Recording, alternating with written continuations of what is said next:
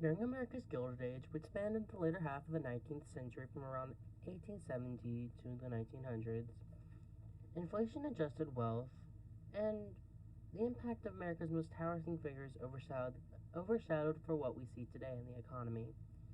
The wealth of people like John D. Rockefeller, Cornelius Vanderbilt, Henry Ford, and Andrew Carnegie would be, by today's standards, be measured in hundreds of billions of dollars, way more than the tech giants such as Elon Musk, Bill Gates, or Mark Zuckerberg, and even Jeff Bezos, the wealthiest individual in the world as of 2019.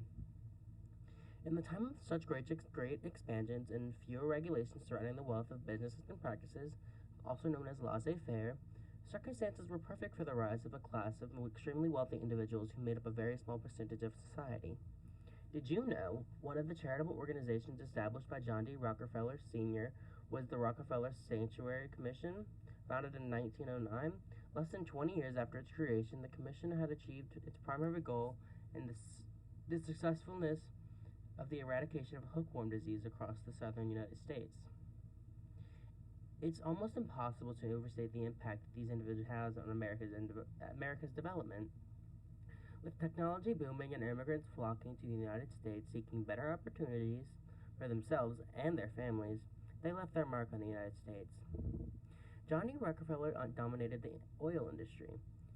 He controlled roughly 90% of the refineries and pipelines in the United States by the early 1880s.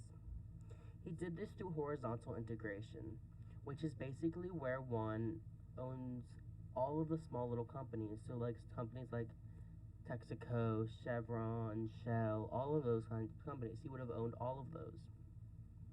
But due to his corrupt means of business and his monopolies, the Congress passed the Sherman Antitrust Act, the first federal legislation prohibiting trusts and combinations that restrained trade.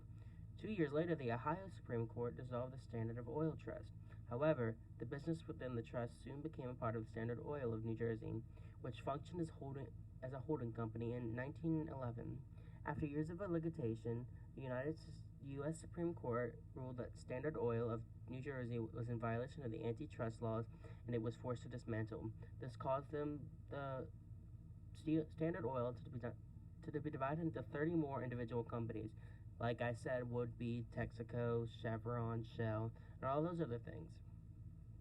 Another person who affected the entire world with their business regulations and stuff like that was Andrew Carnegie.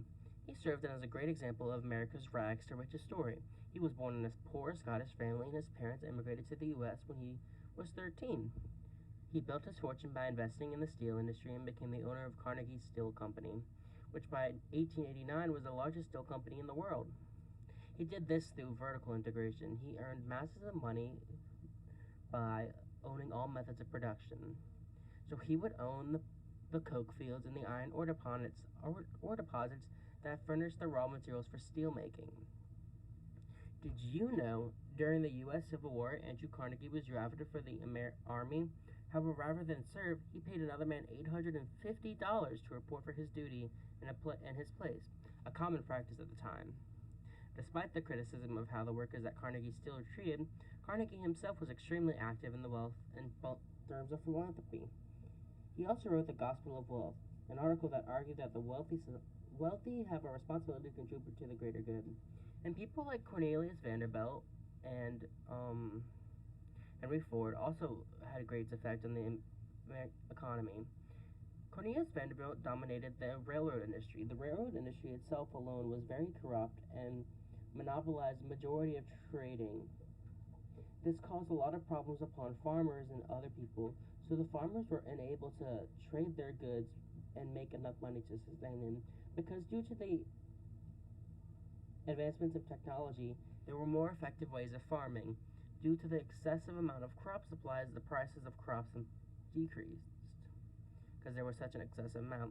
The farmers started losing money to this, and while the railroads controlled the trade, they taxed them excessively on their things, which they didn't have the money to pay for.